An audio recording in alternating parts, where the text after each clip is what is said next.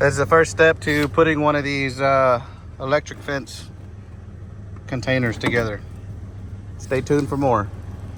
But you'll drill a hole, I don't know, about a 1/2 inch. It's probably a little overkill, but it'll be all right.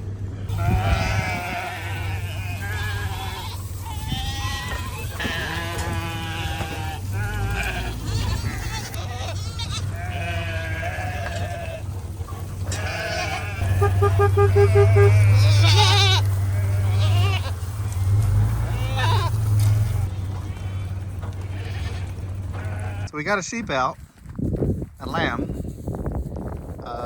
out on the wrong side of the electric fence. We usually have two options when we do this. We might be able to charge them and grab them, which is about 5% successful. And then about 85% of the time, he'll do that, he'll run off, and then we don't catch him. The other 5% of the time we get him to charge back to the fence. So we'll see how this goes. Well, sorry we couldn't get that filmed, but it's pretty, her technique was pretty interesting. But she is on the right side of the fence now. Another wave. Come on, girls. This group of kids at the back end, they hang out together. They're like the cool clique. The little black and white paint and two brownish ones. They have this very fat brown one coming this way. Where's her baby? If anyone was worried, there he is. There's the baby. I see, they're still out to worry about it. She knew where he was. And they're gonna break his back or rib. Eating mineral. Oh, they're kind of emptying that one. We need to fill that one up. We got a bag in the truck we can fill it up with. Hello, ladies. Come on, that way. Come on, girls. There they are. Come on, girls. This is Gertrude. She is very fat, very white. She usually has a mullet. We have shown that in past videos. Here's the rest of her mullet. It's coming out, but I'm not going to bring her pain by pulling it out. But Gertrude. She had mineral all over her head, so we got it off. Leave them alone. Gertrude makes exact copies of herself. 3 years running. 3 years running. Yes. She's doing great. She's also very friendly. I'm pretty sure she's just the happiest, go-lucky sheepy in the world. I really don't like how she feels though, because she has lanolin, because she's a sheep. So she feels kind of oily. She's also dirty from rolling in the dirt. Yes, Gertie. But Nick is rushing me, so I guess that's what we're about to go do, is pick up nettings. And then there's my horses. Also having a good day. Better day than me. Okay, bye. So we ran out of netting and we need to set up a small pen for these billies. This is some fence that we took down a couple of weeks ago that we hadn't gotten back to pick up yet, but since we need it, we're gonna go ahead and pick it up now. This is some double spike ones, one of the first sets that we bought. Just went through that creek bed. Makes it a lot easier whenever you have two people doing this, instead of stopping and getting out and picking it up, getting back in. I'm able to just ride on the back of the tailgate and pick them up as Tyler drives.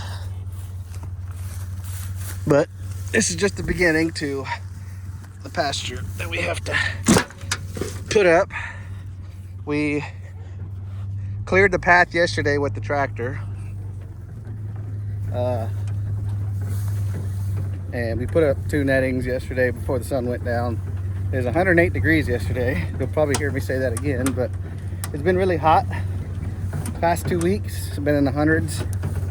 We're very fortunate that the heat came a lot later this year than it did last year, but it is very hot.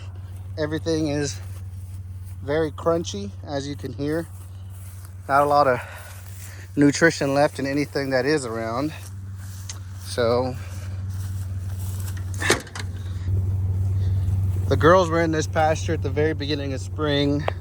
If I recall correctly, they kidded in this pasture, I'm pretty sure. You can see all this stuff was full of vines and they cleared it all out and it didn't come back. Sometimes it comes back before the end of spring if they get time to grow back, but we hit them just right to the point where they didn't come back. But they did a number in here, and that is why people love to let us run our goats on their land, because they make it look like it does in there instead of full thick brush. And you hit it 3 or 4 times straight every year, and usually that's enough to make it not ever come back. But this stuff, this is the first year we hit this pasture, so I imagine it's going to come back next year, but we'll see.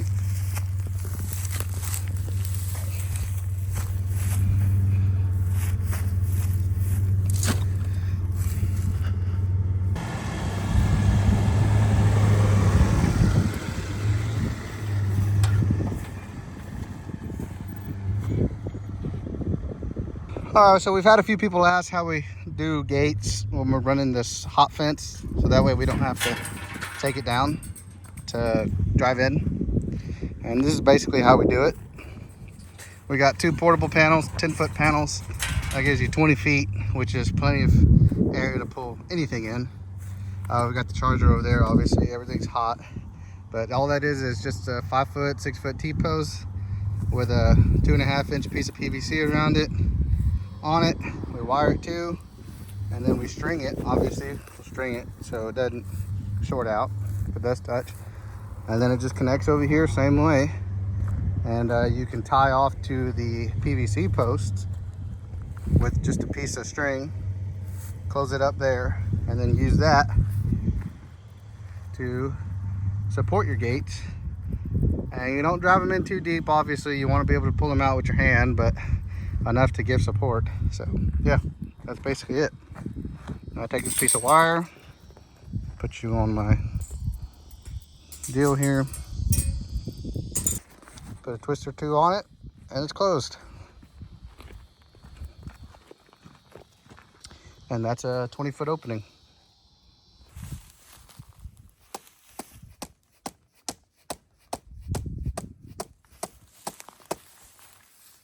Yeah. All right, well, we're setting up a new little pen for the billies. We're getting them to a more permanent water source. This pasture is not very big. It's probably only about 10 acres or so. But as you can see, everything's really crunchy. But there is a stock tank on the other side of that pond, or the other side of that dam there. But we're going to show you guys how to connect all this stuff. Okay, so this has 1, 2, 3, 4 basic components. So you have your controller. You can get these connections that we have hooked onto here anywhere off Amazon or anything like that. You got one that goes to your solar panel, one that goes to your battery. So we'll hook those up, and I'll show you that you don't have to have these alligator clamps, but we like it to be with the alligator clamps because it's just an easier disattachment and easier to move. So that'll be your 5th, I guess, piece that is optional. So what I'm going to do now is I'm going to put the phone down, and I'm going to connect these that are going to go into this battery one here. Okay, so that's connected right there. So now we're going to connect our solar panel. The solar panels usually come with this attachment already on it, right? So pretty simple. It's going to go right into the one that says solar. All right, so you're basically almost ready to get set up here. This is your ground, so you can see this wire goes into these holes here. You saw us pre-drill these, and it's going to walk out and it's going to go straight into this grounding rod. And then the hot one that goes to the fence, it literally says fence, you're going to trace that one out. It's going to be on top, and it's going to go right there to the fence that makes us hot. So you're pretty much ready to go. What you want to do is take your alligator clamps, the one that says the battery, and you're going to hook it up and it goes to the battery. Negative to negative, positive to positive. There's that. And then the cords that go to the charger same thing. Negative to negative, positive to positive, and you can hear it. It's already clicking. Sometimes the lids to these get messed up, or they get wet, or something cracks them. So we always like to put the charger, the actual charger, this deal, sitting in there just like this. Because if it does get wet and it gets full of water, it has more room to get saved. So there's about maybe 3 inches down there before water can get into these cracks. So we like to lay them on there. And then if these get wet, you really have to dry them out to get them to work again. So we like to put those on the top in hopes that it can stay dry too. And then you just get your lid.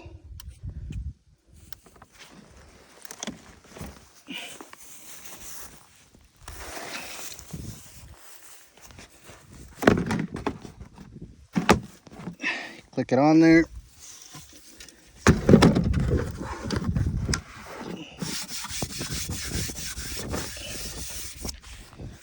And then the solar panel goes on top.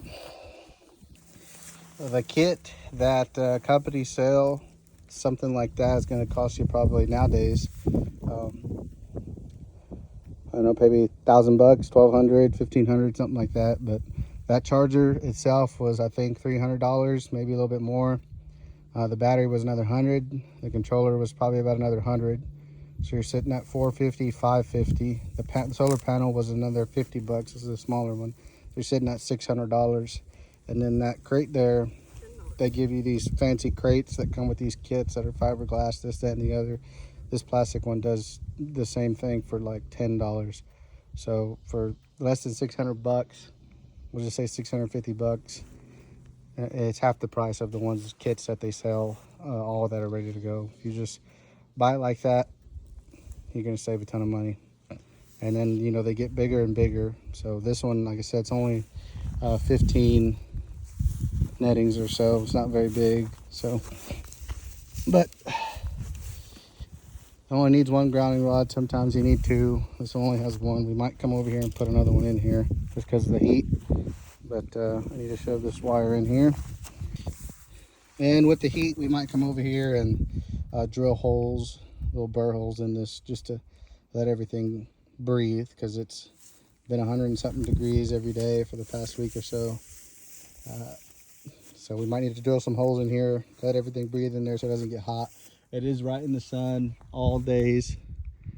So the sun's over here, it's in the evening time, and then during the day, it'll have plenty of sunlight too. So it's gonna get really hot.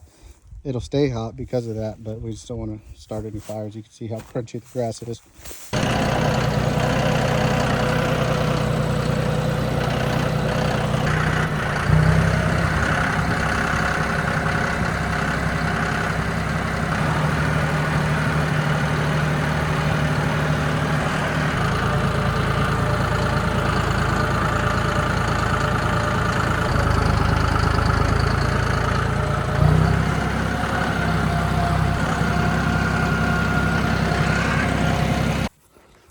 All right, so as always, we never have it meet just right.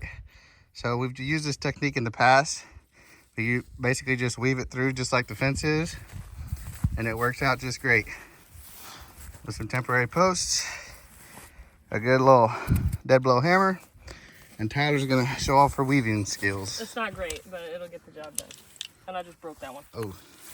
That's okay. He's an old post. That's all right. Okay. So stay tuned for the final product. So these come in 165-foot rolls, and not always does it end up working out just great. So if it's a bigger piece, we'll usually weave it. We'll take a whole piece, a whole 165-foot roll, and we'll weave it, 20 feet that way, 20 feet this way, and zigzag it, just like Tyler said. But for something that's 15 feet wide, we've done this before, so it'll work. The goats are broke to it. It's just sometimes we need a better temporary post. These cheapy ones you get from Tractor Supply are no bueno. I know they have those O'Brien posts, but those are hard to get in our area. If you guys are in the Dallas-Fort Worth area and you guys know of a good place to get some, please let us know. Well, sometimes things get away from you, you run out of time, life happens, you don't get to move the animals as quick as you wanted to. And we finally got a chance to get a little pen set up for these guys. It's been real hot, everything's getting burned out, everything's getting crunchy. The Sudan that was once green and beautiful is now brown and spotty. So we're gonna move these billies. We're trying to get them caught. We're gonna move them to a pasture with a more permanent water source, even though it's starting to dry up too. It's hot. We're hoping we get some rain here soon, which is why we had to put those hay bale deals together. We see Tyler coming in with the tractor now. And we got most of them caught up there. So we'll see how it goes.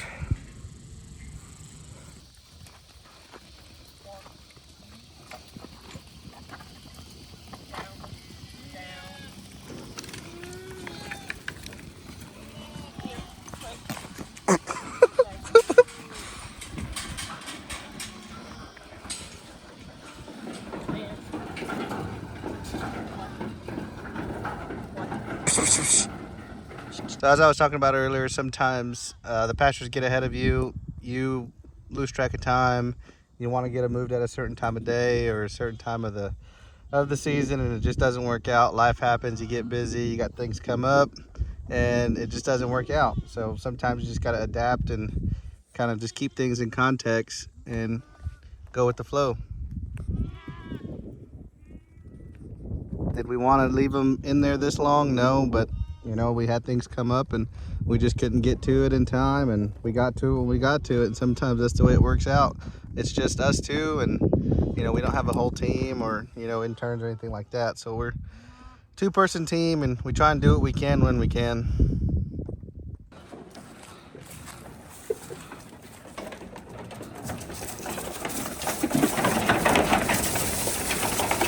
Oh, we ran him over.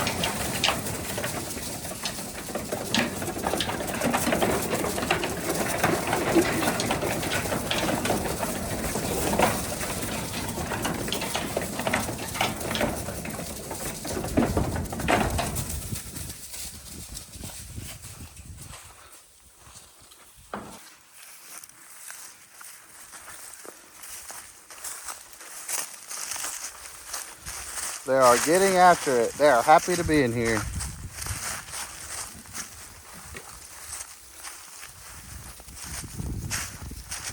They'll have that cleaned up probably by the afternoon.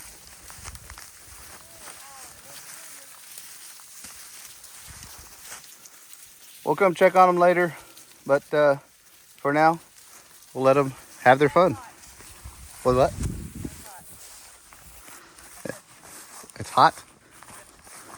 That'll get you good.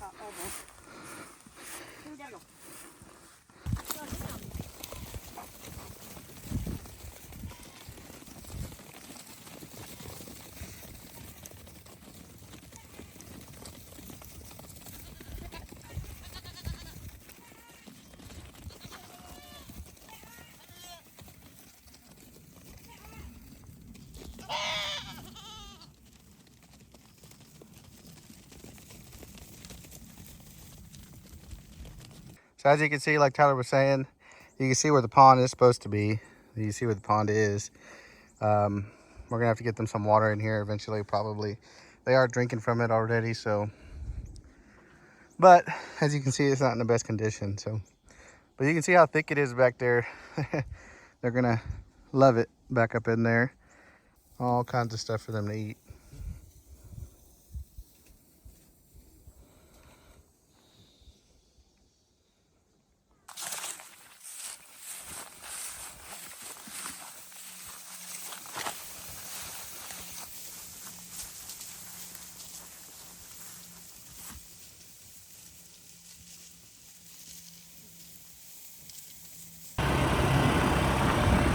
That's really close.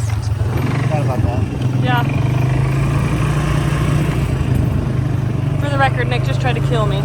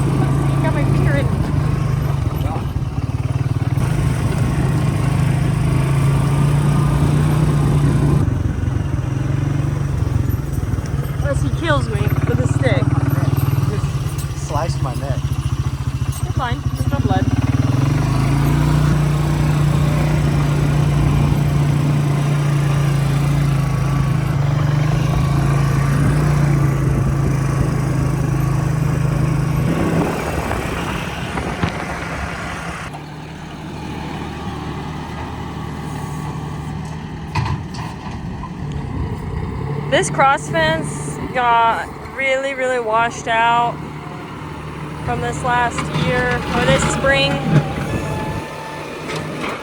So Nick's gonna back drag some rock across it to help.